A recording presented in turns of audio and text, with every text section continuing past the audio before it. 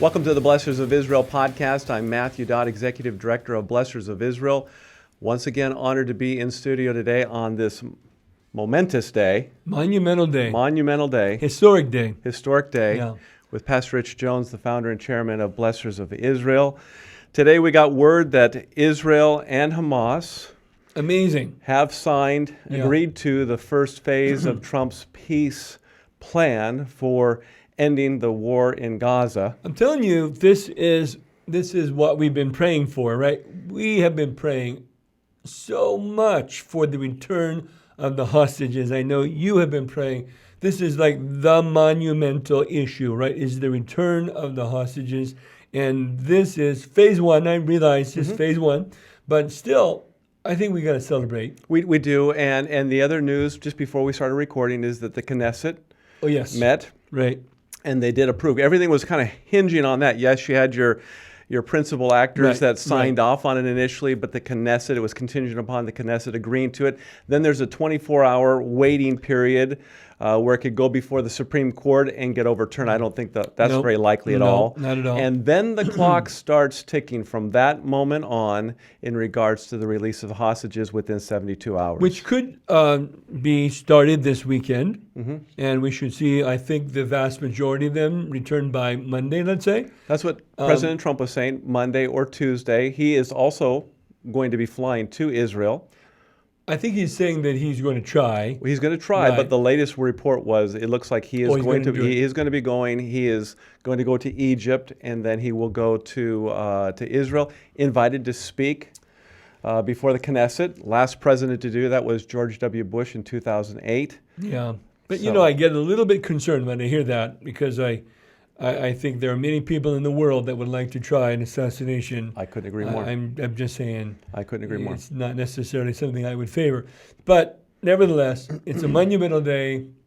We're going to celebrate the hostages. The agreement has been signed, or no, not officially signed, approved. And the hostages should start to be returned. So with that, the IDF is going to have to withdraw within 24 hours. Okay, yeah. So they're at right now 57% in terms of occupying the Gaza Strip. They're going to back off to 53%. Right. Aid is supposed to now flow here soon into Gaza, humanitarian aid, in agreement in the same standards that was agreed to earlier this year in January, so that the relief effort happens there. Right. So there's not a full roadmap. I think this is important to recognize. There's not some major roadmap, that's all laid out. No, it's one phase. It is. But this is the most important phase, in my view, because Hamas is giving up all their chips, really, to say it that way. They're giving up all their leverage. When they give up the hostages, what do they have left? And I think what they would answer is, what we have left are guarantees. Exactly. In writing, we have a guarantee that based on the United States, that's right, giving their word that the IDF is not going to come back into the Gaza Strip and attack again. Well, that's one part of that guarantee. But there are so many different dynamics even there. That's right. And so when you really begin to break it down, we do have a lot of unanswered questions, because that assumes, and it's actually written out in the points, that Hamas and the people in Gaza are going to behave towards those forces that are manning the perimeter, meaning the IDF, and anything else that goes on that's not going to be fishy, that would cause alarm for the IDF to say, hey, we got terrorist activity here, we need to step in and do something about this, or the International Peace Force is going to do something about this, and the IDF is there to be a backup. Well, okay, so back to the idea of a guarantee, right? There's several players in the guarantee. One is, you mentioned already, the United States itself is, I understand, is planning on sending troops. Yes. Now, Carolyn Levitt earlier today clarified that. It was posted on Fox News that 200 troops are going to be there. But she clarified and said, number one, they're not going into Gaza. Number two, Okay. they're part of CENTCOM, so they're already in the region. Right. And so it's not going to be troops on the ground there within the Gaza patrolling and making sure everything is fine. But it didn't come across that way, and people began to really blow up the platforms, social media platforms because of that. But there's also guarantees by the Arab nations that are saying, look, we will put our full weight and support behind this guarantee such that if Israel, let's say, reneges on the deal, so-called, that we will bring our every effort and pressure to bear against Israel. The United States is saying the same thing. Exactly. Right? So there's the guarantee. So this is a monumental day that Hamas is giving up all their chips. All they have left are the guarantees. And all they got is phase one, which is, you mentioned earlier, Israel withdraws to a certain line, maybe 50-some% of what they have taken. It's monumental, but it's not full withdrawal. Exactly. That was what Hamas insisted on in the past. A lot of give and take here. You know, Hamas hasn't laid down arms either. There's still That's right. work to be done on that front. That's right. And a lot of concern in regards to what that looks like. Right. What's next? What's going to come? Right. What is this So many multinational? unknowns. This is right. But phase one. Hey, we're going to celebrate. We have the now. hostages potentially coming home. I'm hoping and praying, and I want to encourage those who are watching right now to join us in prayer, that because we've seen this happen before when it comes to these types of arrangements, where a wrench is thrown, there's a suicide bomber, there's this or that takes place, accusations that take place against the other party, and all of a sudden everything's dismissed. But what you have differently here is, like you said a moment ago, you have the leverage of the Muslim and Arab nations. That's right. They're weighing in. You have Qatar.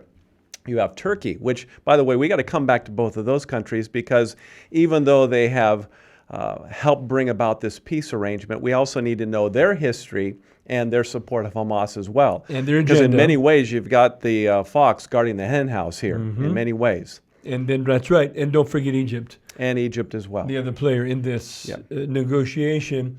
And so and it's worth saying, each of them are there for a reason, right? Each of them wants to be a key player in the ongoing future of the Middle East. Iran wants to be a major player. Everybody around them wants to kick them back to the curb and let them be a minor player, because what they have done is make a mess of the whole region. And so Turkey wants to be the power player in the region.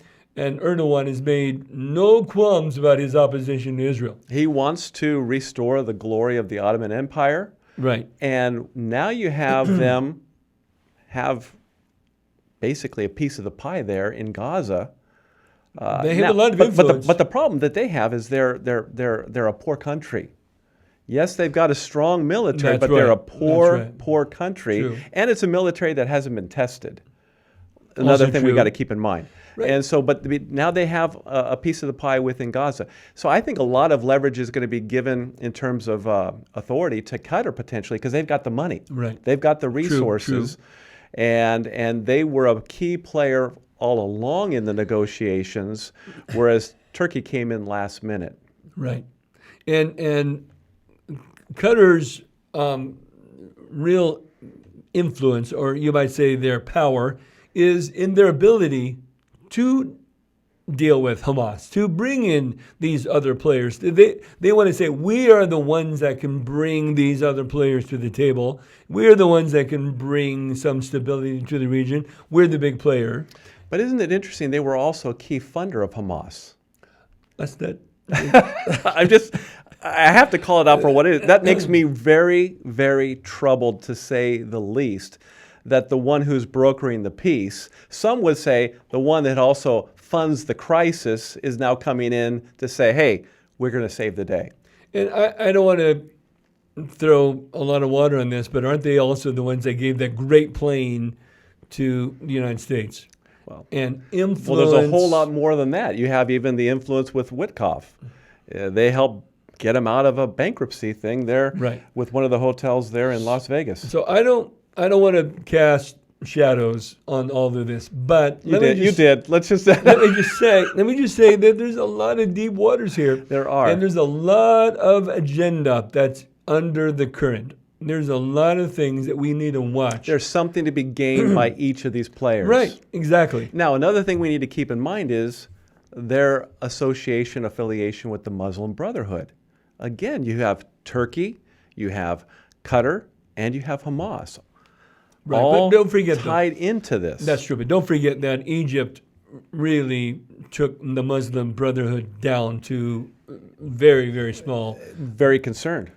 Well, because you had the Arab Spring there in Right, Egypt, exactly. absolutely. And so El-Sisi is very concerned about that happening again. Exactly. So I know we're kind of circling the wagons wide here, but I really want to come back to, hey, it's a day to celebrate. It is. It's a day to rejoice. I know they're rejoicing in Israel, right? Well, the Knesset is red, white, and blue. Exactly. They are on the street where it looks like President Trump is going to be staying at the King David Hotel. It looks like they're decorating the streets, lining the streets with American flags. I mean, they're pulling out all the stops. Right. And so I think we celebrate, right? We're going to rejoice. It's a day, forget all the turbulence, forget all of the other things we've been saying that we got to be watchful for. Today, it's a day to be thankful. It's a day that our hearts rejoice with those who get reunited with their loved ones. Now, we still grieve. There are more dead than alive, and they're going to be bringing dead bodies home. Yeah. So we're going to grieve that as well. But, hey, the main point is that the hostages come home, and the war is, even Hamas is saying, the war's over. That's Hamas. They had the guarantee. War's over. This is a great day. And I tell you, many people are going to say, time to visit Israel. The gates are open. Oh my, the people that are going to start touring Israel now are going to be amazing. But after those hostages come home, that's when the hard work kicks really in. There's a lot of hard work. There's a lot of hard work, a lot of negotiating that needs to take place to get into the details of what this transition is going to look like. Because you have Mahmoud Abbas, the Palestinian Authority, saying, hey, we're willing to do whatever it takes to be on the good side of the United States as long as Trump is in office, likely. But we want to be a key player with what's going on now, in Gaza. You bring in a Palestinian Authority that, of course, pretty much their significance is limited to the West Bank. But the United States has essentially said to them, they are not going to have a place or a play in Gaza until reforms. Yeah. They've got to do some reforms. Which comes back from the line of Israel. Israel said no chance. Right. And the United States says, no, you make these reforms, and then you can play a player. So they're like, oh, we'll do these reforms, right? And it was so interesting to me because they say, we know that the United States is concerned about these prisoner salaries. You know what prisoner salaries are? Pay to slay. Pay to slay. Yep. Like what that's code for is, we've been paying the families of those who have killed and maimed Israelis. And so I know the United States is concerned about, and they call it prisoner salaries, when in fact, this is the United Nations funds going to families of those who have killed. And for a time, our taxpayer dollars as well. That's true. That's ended, but that's true. Now, I think also, so when we look at the future, right, it's going to be messy. It's going to be messy. The Palestinian Authority thinks they're going to have a hand. I think they got a long way to go before they can bring any kind of meaningful reform. Agreed. But it's going to be messy. What is this multinational force going to look like? And is Hamas going to arise, right, and attack them? And by the way, that's one of the concessions, because originally Israel was saying they have to be gone. But it does look like they're being permitted to stay. They're not giving up their weapons. Now, and by the way, you're getting 2,000. You got 250. I was going to bring this up. 250 death row inmates who have blood on their hands for what they have done to the Israelis over the years. And then on top of that, you have another 1,700 that were arrested after October 7th, along with, I think, about 22 juveniles that are going to be sent back as well. And I think many commentators have rightly said, doesn't that sound like the narrative of Yahya Sinwar? He was put in an Israeli prison. There was a prisoner swap. He was released. And then what was he doing while he was in prison? He was learning about the Hebrew language, the culture, all of those things strategically for another attack. So haven't we done just that by letting these 2,000 prisoners come back into Israel, and they're going to be heroes, and they're going to be just a groundswell of support for them, and they're going to be able to build that coalition once again. Yeah. How do we diffuse that, Rich? Now, this is a very, very hard question because, in fact, frankly, this is what they are debating in Israel today. It's like, oh, what a cost, what a price that was paid for the release of these hostages. Now, it's been going on too far long. Yeah. It needs to be solved. And so many are saying, look, if that's the price, then that's what has to be paid. Now, some would say, would the United States agree to that? Really, would the United States release? That's what Ben-Gvir was saying But to Kushner and to Witkoff today. exactly, and it's a legitimate question. Would you let these people who raped and murdered come back into your neighborhoods? But what if they held hostage our people? And this was the only way to get it back. Yeah. I don't know. I think we have to understand that in negotiations, there are no clear winners. Yeah. There are compromises on both sides. It was hard to let that go. So I think in many ways Israel has to do what it can to prevent that future existential threat. Right. Always on high alert. Hopefully, it does appear with Trump's 20-point plan, there will be a buffer zone that Israel will occupy. I would imagine with all diligence, long term. Yep. I am concerned about the Rafah corridor there. That does appear to be opening back up, and Israel's going to back away from that. Not the Philadelphia. Not the Philadelphia. The No, Rafah crossing. I'm sorry, the Rafah crossing. That's On that border with Egypt there. So there's a concern about that as well. Now, Israel, I don't believe they're going to give up the control over the Rafah crossing, the Philadelphia corridor. Head of Hamas was saying that's what was given up. Let's see. Yeah. Okay. Phase one is got to get those hostages home. That's Right, the key. Get the right, hostages home, and then we have a different negotiating Because platform. what's the whole point of it all if Israel just says, oh, by the way, here's the door, go ahead and open it? Yeah. The very door that likely brought in Exactly. all those munitions that were used against them. And so let's take it one step at a time. Phase one is only phase one. Phase two is not clear. No, there are proposals. None of it's clear. So what do? We celebrate today. Yeah. We rejoice in answer to prayer. Our hearts are with the people of Israel. And I think in many ways, the people of Gaza, the average Gazan is saying, now we can rebuild something. Exactly. And there's going to be a lot of money, likely from Qatar and Saudi Arabia, these other nations. They all are going to want a piece of that pie, right? And the money is going to flow. But we still need to be alert, and we still need to pray, because we're not done with this yet. No, at we're all. not. We're But I far tell you, from when they done. rebuild, I can guarantee you they're going to rebuild those terror tunnels. Agreed. And so we have more to watch. It's not done, but we rejoice. I want to come back to that. There's a lot of turbulence. There's a lot of things we can throw on it. It's a day to rejoice. It's a day to celebrate. It's a day to join Israel in a weeping of joy. Amen. Amen. Good word. And prayer. Be in prayer. Amen. Well, so grateful that you've joined us for this podcast today. And I want to encourage you to visit our website, especially for those who are watching for the very first time. I want you to learn more about our vision, our mission statement as an organization. And you can do so by visiting our website at www.blessors.org. That's blessors with an ORS.org. There you will see, as I mentioned a moment ago, our vision and our mission as an organization. For God has raised us up for such a time as this to equip the church to understand the importance of standing with Israel in the latter days, to stand against anti-Semitism in all its forms as well. And so make sure you take a look at our website. Visit our newsroom. There you'll see curated news concerning Israel, the latest news concerning Israel and the Middle East, so that you can be the best informed, so that you may know how to pray and stand with Israel. Also, you'll see original articles with the biblical perspective. If you haven't done so, make sure you like this podcast and subscribe to our channel, whatever channel you're on right now. Make sure you subscribe to it as well. Tell your friends, your family, the people you go to church with as well, so they know how to stand with Israel too.